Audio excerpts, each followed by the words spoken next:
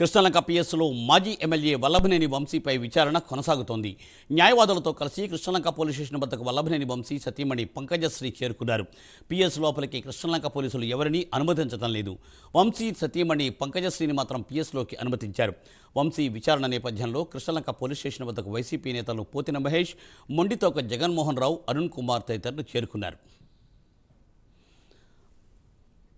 దీనిపై మరింత సమాచారాన్ని మా ప్రతినిధి రవికృష్ణ అందిస్తారు. రవికృష్ణ, మూర్తి, ఏదైతే ఈ కృష్ణలంక పోలీస్ స్టేషన్ దగ్గర మాత్రం కొంచెం ఉద్రిక్త పరిస్థితి ఏర్పడిందని చెప్పుకోవచ్చు. వైసీపీకి చెందినటువంటి నాయకులు కొంతమంది అక్కడికి స్టేషన్ లో వచ్చేందుకు ప్రయత్నించిన సందర్భంలో వాళ్ళని అడ్డుకోవడం జరిగింది. అదే విధంగా కూడా వంశీ సతీమణి కొంతమంది లాయర్ తో కూడా రావడం జరిగింది. లాయర్ తో వచ్చినటువంటి సందర్భంలో వంశీ సతీమణిని అయితే లోపలికి అనుమతించారు, కానీ లాయర్లను అయితే మాత్రం లోపలికి అనుమతించలేదు. ఈ సందర్భంగా కొంత వాగ్వివాదం చోటు చేసుకుందని చెప్పాలి. ఆ తర్వాత ప్రజెంట్ అయితే మాత్రం 3.5 గంటల నుంచి కూడా ఈ వంశీని పోలీసులు దీనికి సంబంధించి కృష్ణలంకకు సంబంధించిన పోలీసులు ఎవరైతే ఉన్నారో వాళ్ళు విచారిస్తున్నారు. ప్రధానంగా కూడా ఈ టీడీపీ కార్యాలయం మీద దాడి, గన్నవరం టీడీపీ కార్యాలయం మీద దాడి 2023 ఫిబ్రవరి 10వ తేదీన జరిగింది. ఆ దాడి జరిగినటువంటి సందర్భంలో దానికి సంబంధించి అక్కడ టీడీపీ కార్యాలయంలో పనిచేస్తున్నటువంటి ఈ కంప్యూటర్ ఆపరేటర్ అయితే మాత్రం ఫిర్యాదు చేశాడు. దీనికి సంబంధించి మొత్తంగా కూడా 80 మంది పైగా కూడా అక్యూజ్డ్ ఉన్నట్లు సమాచారం. ఈ కేసుకు సంబంధించి విత్డ్రా చేయించుకునే విధంగా ఎవరైతే రిపోర్ట్ చేసినటువంటి కంప్యూటర్ ఆపరేటర్ ఉన్నాడో అతని చేతనే కూడా దాన్ని విత్డ్రా చేసుకునే విధంగా కూడా వంశీ అయితే చేశాడని చెప్పి పెద్ద ఎత్తున ఆరోపణలు వచ్చిన నేపథ్యం. దాని తర్వాత ఎవరైతే కంప్యూటర్ ఆపరేటర్ ఉన్నారో అతన్ని అయితే మాత్రం విచారించడంతో పూర్తిగా కూడా బయటపడింది వంశీ బెదిరించాడు, కిడ్నాప్ చేశాడు అని. ఈ నేపథ్యంలోనే ఆయన ఈ రోజు ఉదయం అయితే అరెస్ట్ చేశారు. అరెస్ట్ చేసి ఇప్పుడు ప్రజెంట్ అయితే విజయవాడకు సంబంధించినటువంటి కృష్ణలంక పోలీస్ స్టేషన్ లో విచారిస్తున్నారు. ఏదైతే వాళ్ళ దగ్గర ఉన్నటువంటి ఆధారాలు ఏవైతే ఉన్నాయో ఆ ఆధారాలతో సరిపోల్చుకుంటూ దీనికి సంబంధించి రిపోర్ట్ అయితే ప్రెజెంట్ రిమాండ్ రిపోర్ట్ అయితే తయారు చేస్తున్నారు. ఈ రిమాండ్ రిపోర్ట్ కు సంబంధించి ప్రధానంగా కూడా వచ్చిన ఆరోపణలు ఏ విధంగా కిడ్నాప్ ఎందుకు చేశారు, అదే విధంగా కూడా అతన్ని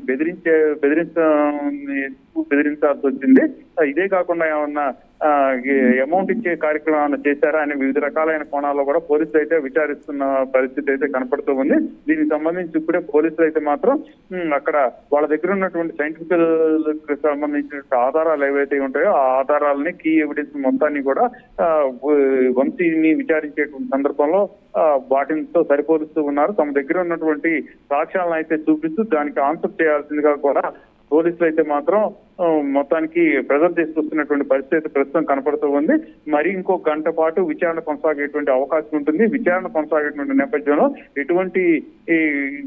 ఎటువంటి ఉద్రిక్త పరిస్థితులు తలెత్తకుండా, అరెస్ట్ తర్వాత ఎటువంటి ఉద్రిక్త పరిస్థితులు తలెత్తకుండా కూడా పోలీసులు అయితే మాత్రం మొత్తంగా కూడా 144 సెక్షన్ జిల్లావ్యాప్తంగా విధించారు. అదే కూడా పోలీస్ యాక్ట్ 13 కూడా అమలు చేస్తున్న పరిస్థితి. మరికొద్ది సేపట్లో అంటే ఒక 1 అవర్ తర్వాత ఈ విచారణ కంప్లీట్ అయ్యి రిమాండ్ రిపోర్టు రెడీ అయిన తర్వాత వల్లభనేని వంశీని మాత్రం ఇక్కడ ఉన్నటువంటి గవర్నమెంట్ హాస్పిటల్ కి తీసుకెళ్తారు. అక్కడ వైద్యులు అయితే పరీక్ష చేసి ఆ తర్వాత పరీక్ష చేసిన తర్వాత ఆ రిపోర్టు రెండింటిని తీసుకొని ఏదైతే ఇది సంబంధించి ఎస్సీకి సంబంధించిన కోర్టు ఉందో ఆ కోర్టులో ప్రవేశపెట్టడం జరుగుతుంది.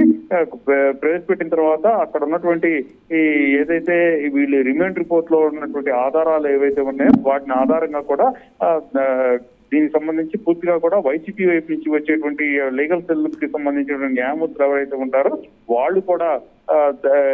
వాళ్ళు కౌంటర్ వేసేటువంటి పరిస్థితి ఉంటుంది. మొత్తానికి ఈ ఒక 2 hours 3 hours లో మాత్రం ఈ విచారణ కొనసాగడం, విచారణ పూర్తయి రిమాండ్ రిపోర్ట్ సిద్ధం చేయడం, ఆ తర్వాత దీనికి హాస్పిటల్ కి తీసుకెళ్లి హాస్పిటల్లో పూర్తిగా కూడా వైద్య పరీక్షల తర్వాత కోర్టులోకి ప్రవేశపెట్టే అవకాశం ఉంటుంది. అప్పటి వరకు కూడా పోలీసులు అయితే మాత్రం ఎవరిని లోనికి రానివ్వకుండా కూడా పూర్తి స్థాయిలో కూడా వాళ్ళైతే అక్కడ భద్రతని కట్టుదిట్టం చేస్తున్నారు. అదే విధంగా కూడా ప్రజెంట్ మరి కొద్దిసేపట్లో ఈ గవర్నమెంట్ హాస్పిటల్ కి వెళ్లాల్సినటువంటి నేపథ్యంలో గవర్నమెంట్ హాస్పిటల్ కూడా ఎటువంటి ఈ అవాంఛనీయ సంఘటనలు జరగకుండా వైసీపీకి సంబంధించిన కార్యకర్తలు లోపలికి రాకుండా ఓన్లీ అక్కడ ఉన్నటువంటి ఎవరైతే హాస్పిటల్లో ఉన్నటువంటి రోగులు ఉన్నారో వాళ్ళు మాత్రమే లోపలికి అలౌ చేస్తున్నారు. పూర్తి స్థాయిలో చెక్ చేసి లోపలికి వాళ్ళని పంపిస్తున్నటువంటి పరిస్థితి. మరికొద్ది సేపట్లోనే ఈ విచారణ పూర్తయిన తర్వాత వల్లభనేని వంశీని డైరెక్ట్ గా కూడా ఇక గవర్నమెంట్ హాస్పిటల్ తీసుకురావడం,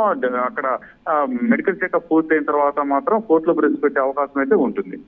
thank you Ravikrishna, thanks for update.